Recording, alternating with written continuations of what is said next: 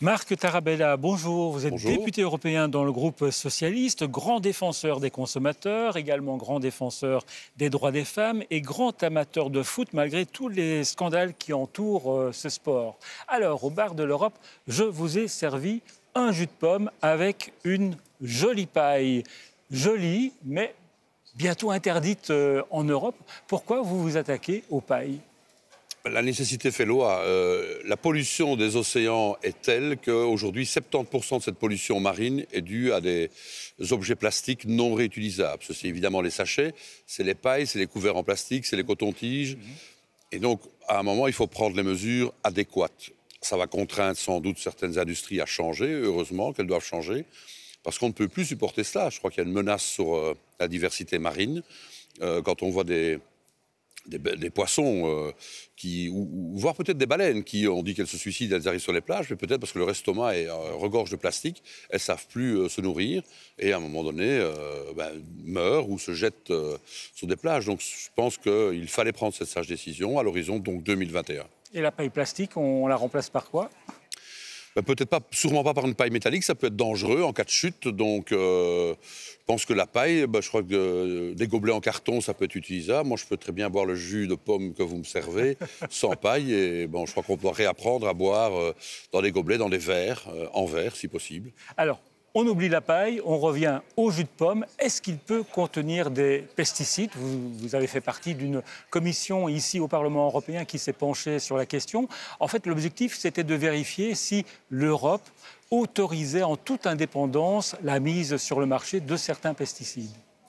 C'est une commission qui était rendue nécessaire, une commission certes temporaire, mais pourquoi ? Parce qu'on s'est rendu compte à quelques exemples, grâce à quelques exemples, notamment le glyphosate, que des pesticides ont été autorisés. Quand on demandait une transparence sur quelles études avaient été fournies, d'abord on n'avait pas de liste qui était fournie par l'Agence européenne pour la sécurité alimentaire, ni même l'Agence pour les produits chimiques. Donc vous vous méfiez de l'Agence européenne de sécurité alimentaire ? Oui, et peut-être pas à cause d'elle uniquement, mais tout simplement parce qu'elle n'a pas assez de moyens que pour faire procéder à des études en interne. Et donc, elle a 100 ou 200 fois moins de moyens que l'administration américaine équivalente. Et donc, elle doit se fier à des études qui sont faites par des scientifiques dont on peut douter de l'indépendance vis-à-vis de l'industrie. J'ai moi-même interpellé le professeur Kirkland qui était venu ici défendre ses études. C'est un scientifique de renom, semble-t-il, mais qui était payé par Monsanto. Et donc pour remettre des avis dont se sont certainement servis des autorités européennes. Donc quelle est la crédibilité de ces études ? Je ne remets pas en cause la compétence du scientifique, je remets en cause son indépendance qui peut être entachée du fait qu'il dépende de Monsanto, notamment dans ce cas d'espèce. Monsanto, c'est votre bête noire ?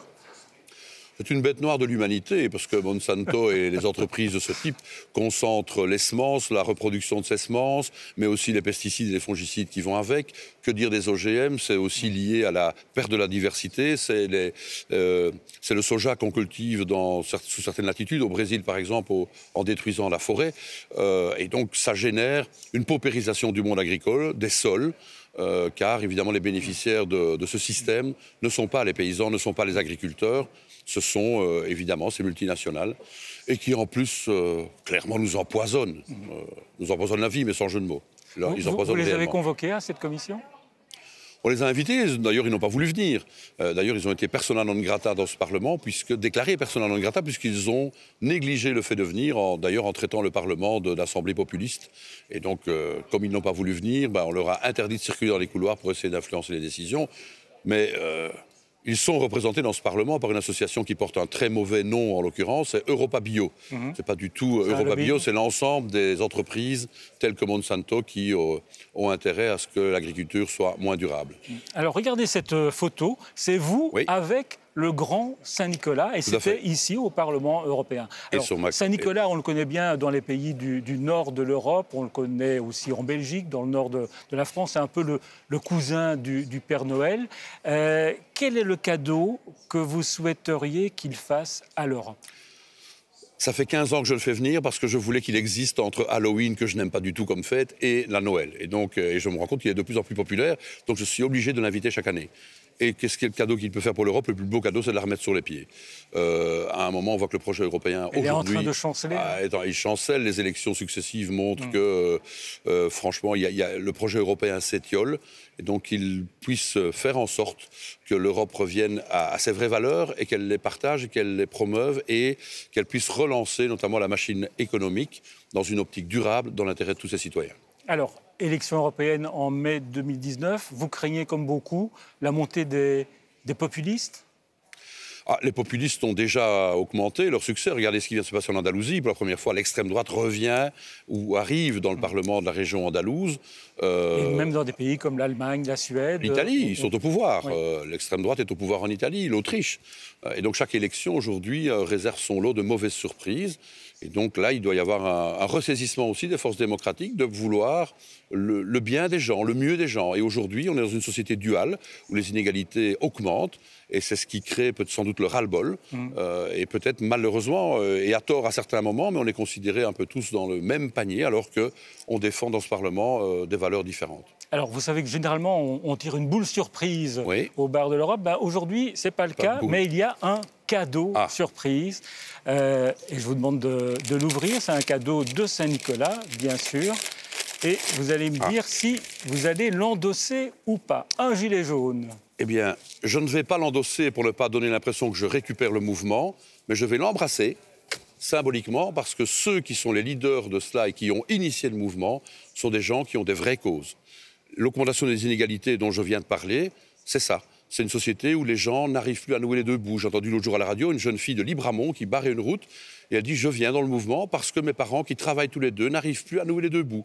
On n'arrive plus à vivre correctement. » Eh bien, tous ceux qui se sont engagés dans ce mouvement sont sincères. Malheureusement, ils sont pollués par des casseurs qui n'embrassent aucune valeur et qui viennent uniquement pour faire du grabuge. Mais ce sont des gens qui se sentent oubliés par des partis comme le vôtre, en quelque sorte, les partis traditionnels. Non, ce sont des gens... Peut-être le considèrent-ils, à raison ou à tort, mais ce sont des gens qui manifestent parce qu'ils ont un ressenti et un vécu qu'il faut savoir écouter. Et aujourd'hui, c'est vrai que des gens qui travaillent n'y arrivent plus. On est dans une société qui, malheureusement, est quand même aujourd'hui dominée par l'ultralibéralisme. Et là, moi, je n'appartiens pas à ce courant politique. Et l'ultralibéralisme, c'est l'augmentation des inégalités. C'est quelques riches qui deviennent plus riches, une classe moyenne qui s'étiole, qui s'effondre, et qui n'a plus la possibilité de vivre, quand bien même elle travaille, de vivre correctement et décemment. Et ça, c'est une société qui n'est pas durable. Et comment on fait pour que ce ne soient pas les partis les plus populistes qui récupèrent le mouvement? Eh bien, la tâche est difficile, justement, parce qu'eux n'ont pas de solution. Il faut croire qu'ils en ont, mais n'en ont pas. Et nous conduisent tout droit vers le gouffre. Ils l'ont montré dans les années 30, 40 en Europe. On croyait que c'était oublié, cette période de sinistre mémoire. Ben non, il y a certains symptômes qui ressurgissent. Et justement, il faut un ressaisissement, sans doute des forces démocratiques. Et sans doute qu'ici, dans ce Parlement, les gens plutôt du Parti populaire, les libéraux, les conservateurs réformistes comprennent que quand il y a des fruits de la croissance, il faut qu'ils soient partagés le plus équitablement entre, bien sûr, tous les acteurs de l'économie. Le capital, mais lui, il est très rémunéré aujourd'hui. Et ce qui n'est plus rémunéré correctement, c'est le travail. Merci Marc Tarabella d'être venu au bar de l'Europe. Merci et à vous pouvez boire ce jus de pomme avec une paille tant qu'elle est encore autorisée. Je vais éviter la paille, hein.